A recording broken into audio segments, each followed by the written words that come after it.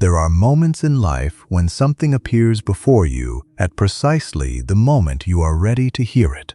A sentence, a conversation, a memory, a dream, a person, or even a message like this can suddenly touch something inside you that you cannot easily explain.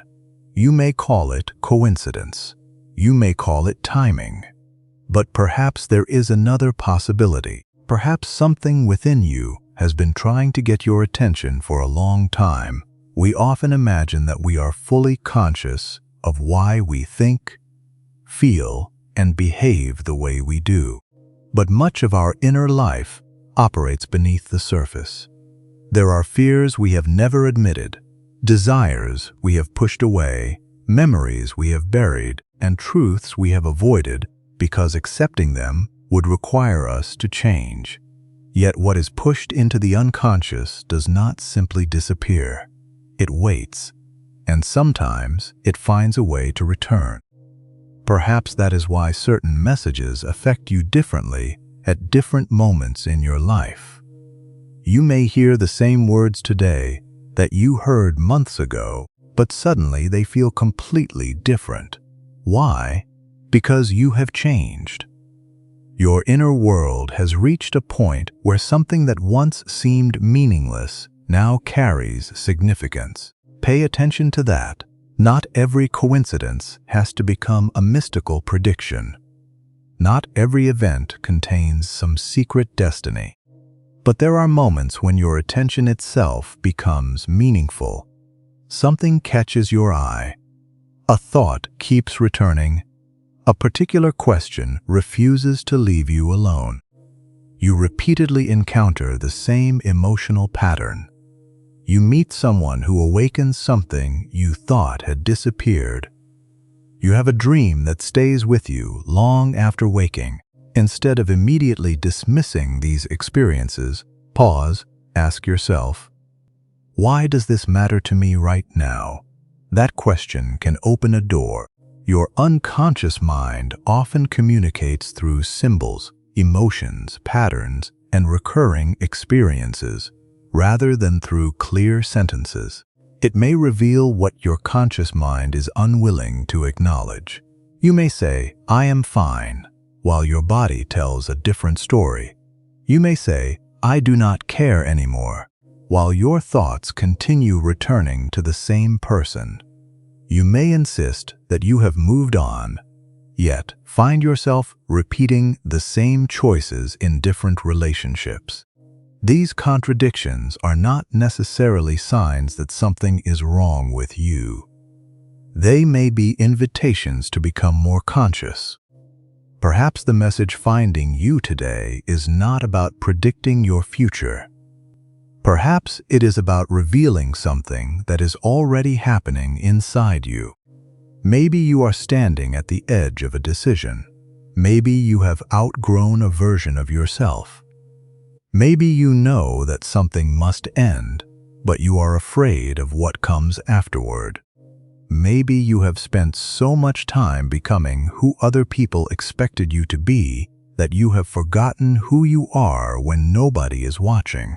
If any of this feels familiar, do not rush past it. Sit with it. Your first responsibility is not to have all the answers.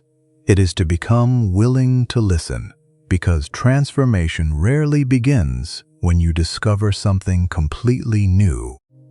More often, it begins when you finally recognize something your deeper self has been trying to tell you all along.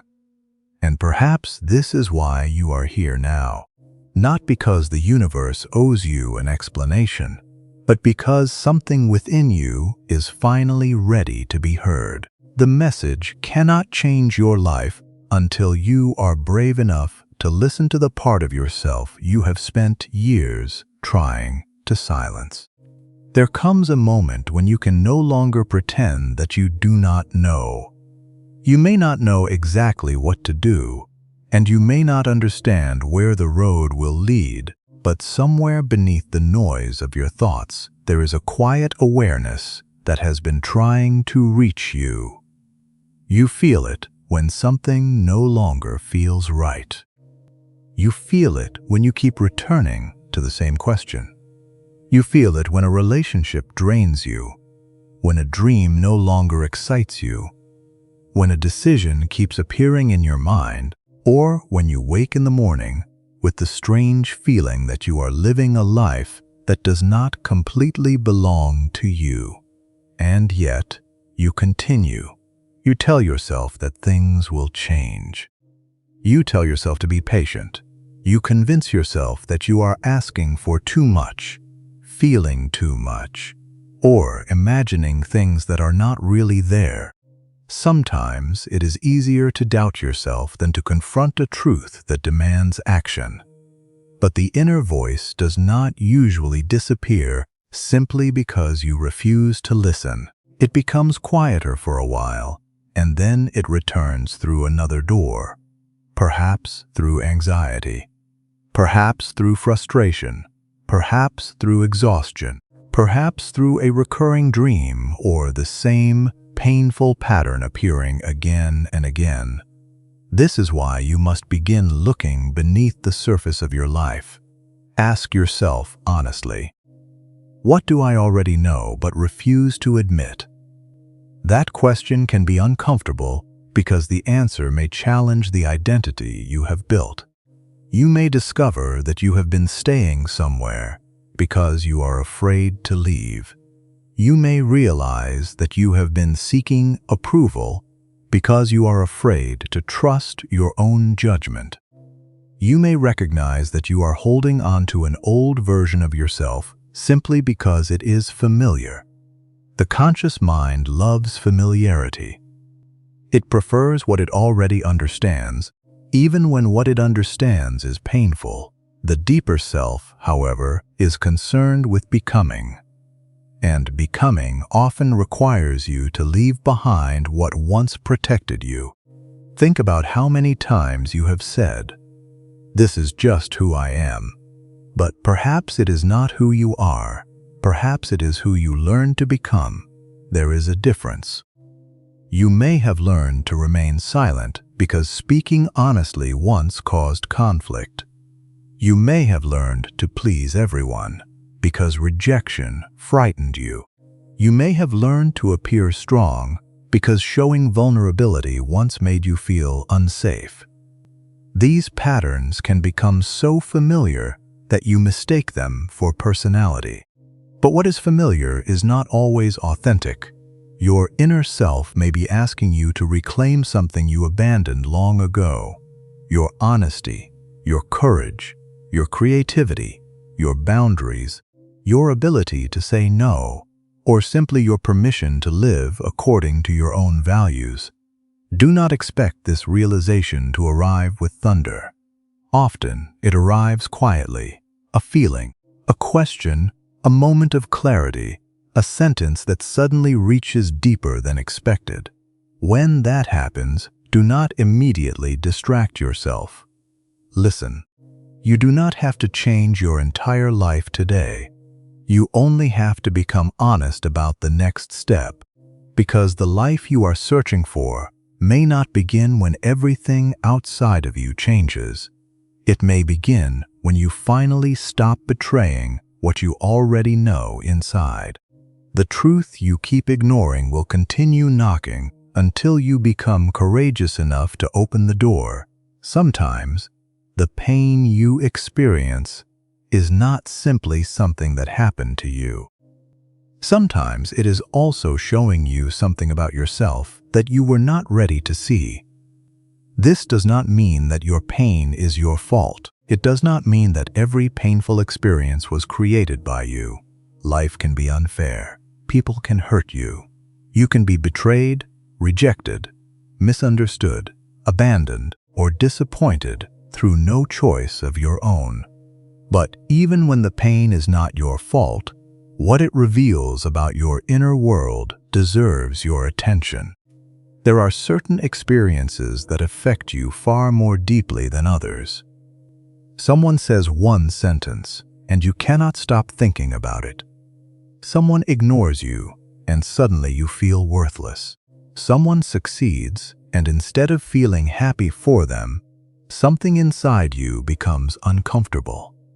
Someone criticizes you, and your reaction seems much larger than the situation itself.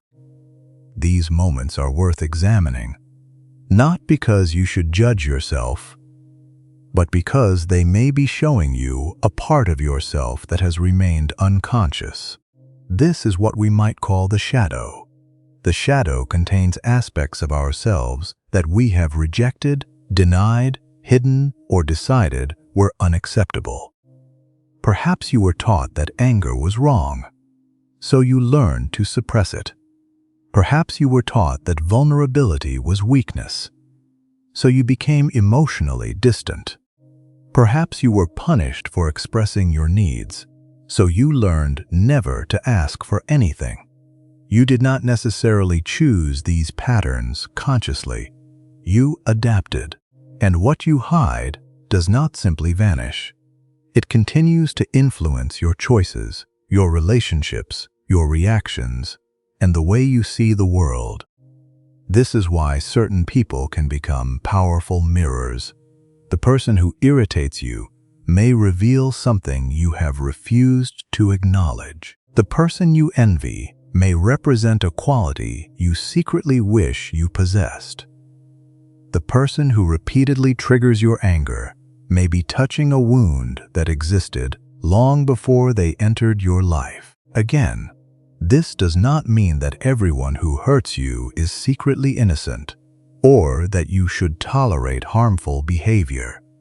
It means that your reaction contains information. Instead of asking only, "Why did they do this to me?" sometimes ask, "Why does this affect me so deeply?" That second question takes you inward, and going inward requires courage. You may discover that beneath your anger is fear. Beneath your jealousy is longing. Beneath your need for control is insecurity. Beneath your emotional distance is a deep desire to be loved without having to perform for it. When you begin seeing these hidden layers, something changes. You no longer have to be controlled by what you refuse to understand. You can acknowledge your anger without becoming cruel. You can recognize your insecurity without allowing it to define you. You can accept your vulnerability without believing that it makes you weak.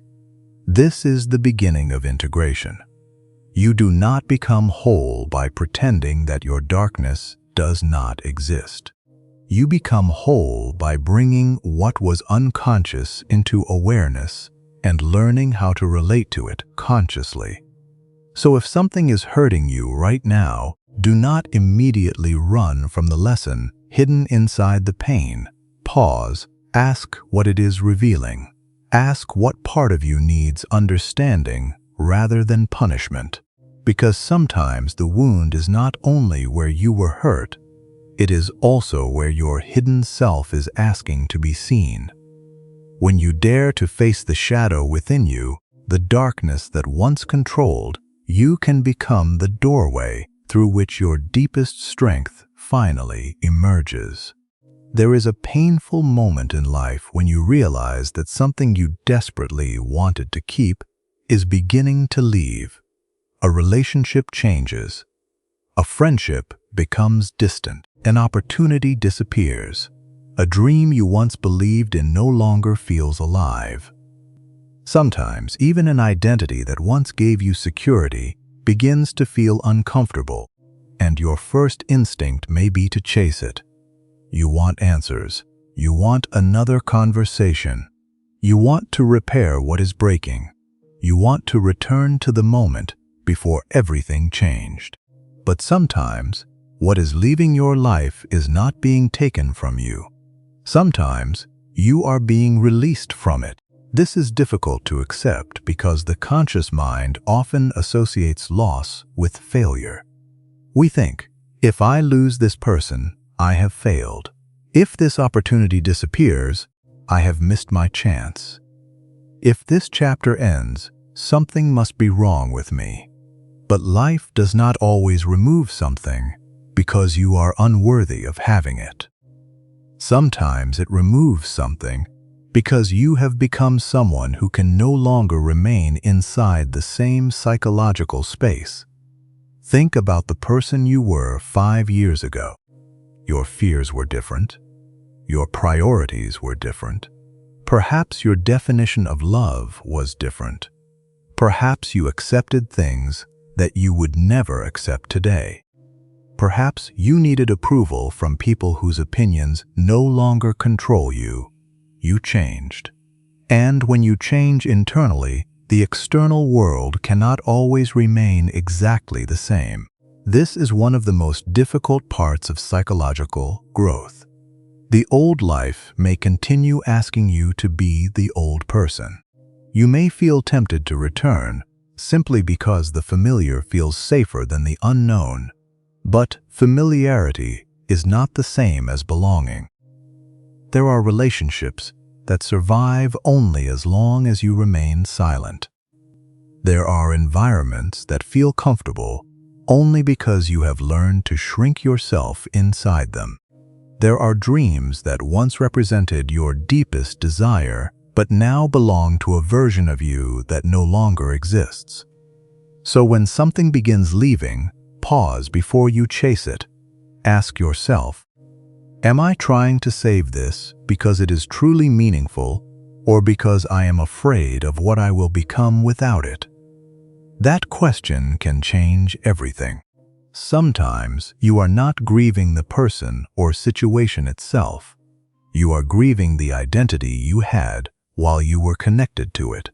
And that is why letting go can feel like losing yourself. But perhaps you are not losing yourself. Perhaps you are meeting yourself. There is a deeper process taking place when you stop forcing what no longer fits. You begin discovering what remains when you remove the things you were desperately trying to hold together. You discover your values, your boundaries, your courage, your independence, your capacity to stand alone without feeling incomplete. This does not mean you should abandon everything at the first sign of difficulty. Growth requires discernment. Some things deserve patience, communication, and commitment. But there is a difference between nurturing something and desperately holding on to something that has already completed its purpose. Learn to recognize that difference.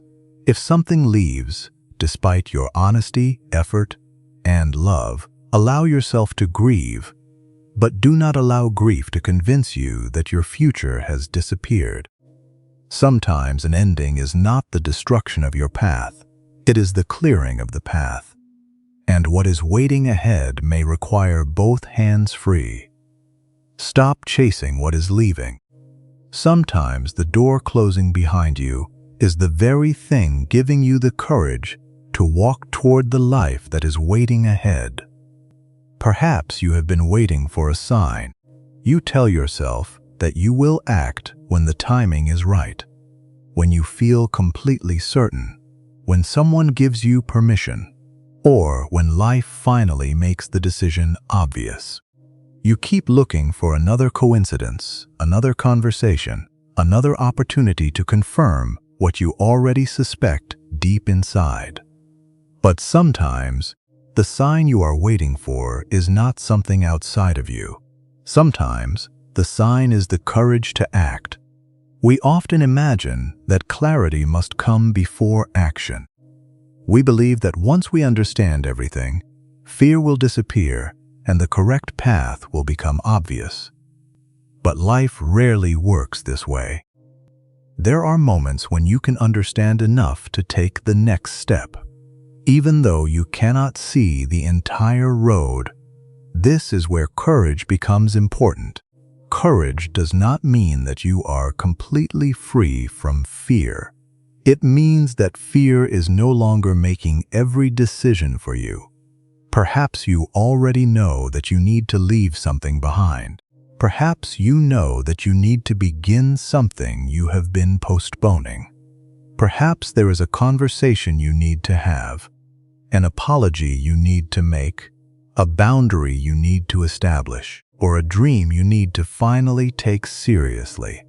And still, you wait. You say, maybe tomorrow. Then tomorrow becomes next week. Next week becomes next year.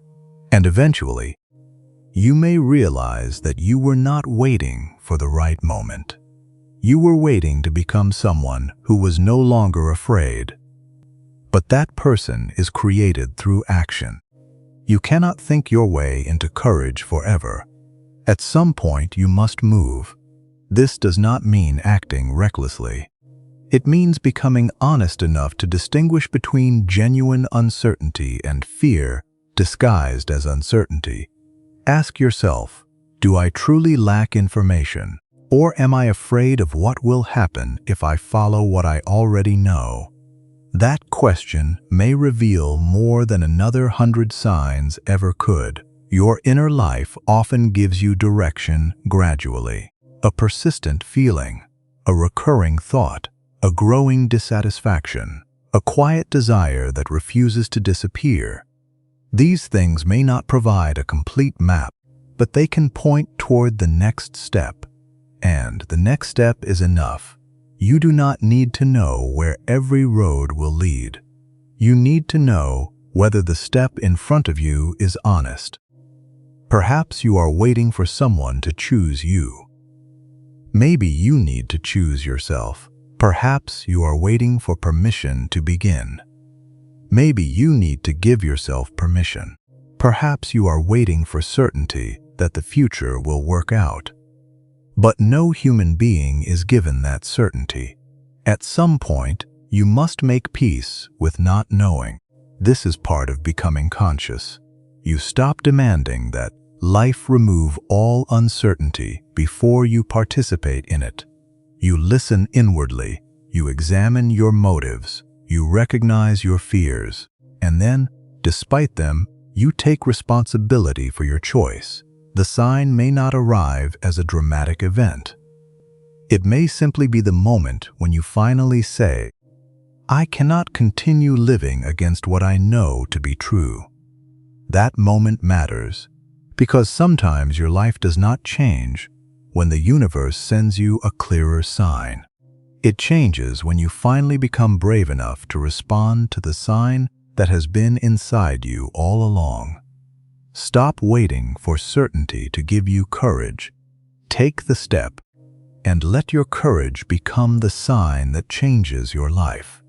And now you arrive at the most important question. After everything you have seen within yourself, what will you do with it? Awareness is only the beginning. It is not enough to recognize your patterns, understand your wounds, or discover the parts of yourself that have been hidden. At some point, you must decide whether you will continue living according to an old version of yourself or begin becoming the person you were always capable of becoming. This does not mean becoming perfect. There is no perfect version of you waiting somewhere in the future. To become whole is not to remove every weakness, every fear, or every contradiction. It is to become conscious of them. It is to stop running from the parts of yourself that make you uncomfortable and begin understanding why they exist. Perhaps you have spent years trying to become someone others would approve of. You became successful because you wanted recognition. You became agreeable because you feared rejection. You stayed quiet because conflict frightened you. You followed expectations because choosing your own path felt too risky. But eventually, a question begins to rise from somewhere deeper. Who am I when I am no longer trying to become what everyone else wants? That question can change your life. Because becoming yourself requires you to separate your authentic identity from the roles you have been performing. You may have been the strong one, the responsible one, the person who never complains, the person who always helps everyone else, the person who appears to have everything under control. But perhaps there is another part of you waiting to breathe. Perhaps you want to create something. Perhaps you want to speak honestly. Perhaps you want to leave an environment that no longer reflects your values. Perhaps you want to love without constantly protecting yourself from being hurt. Listen to that voice. Not every impulse should be followed blindly, but every persistent inner truth deserves examination. The journey toward becoming yourself is not about destroying your past. Your past contains lessons. Even your mistakes have contributed to your consciousness.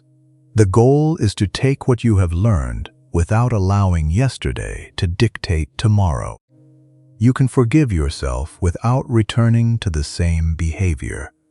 You can appreciate where you came from without remaining there. You can love someone and still recognize that you must walk a different path. You can be afraid and still move forward. That is what psychological growth looks like. It is not dramatic every day. Sometimes it is simply choosing differently. You speak when you once remained silent. You establish a boundary where you once tolerated everything. You walk away from what repeatedly diminishes you. You begin the work you have postponed. You stop asking everyone else whether your life is acceptable and begin asking whether it is authentic. And slowly, something changes. You begin to recognize yourself, not the version created to survive, not the version created to impress, not the version created to satisfy expectations, but the person underneath all those layers. That person was not destroyed by your struggles. That person was waiting for you to become conscious enough to return. So if this message has found you at a difficult moment, perhaps do not ask only, "Why is this happening to me?" Ask something deeper. What is this moment asking me to become? Because your life is not asking you to become someone else. It is asking you to become more completely yourself. The moment you stop running from who you are and begin courageously becoming who you were meant to be, your life stops being a performance and becomes a true expression of your soul.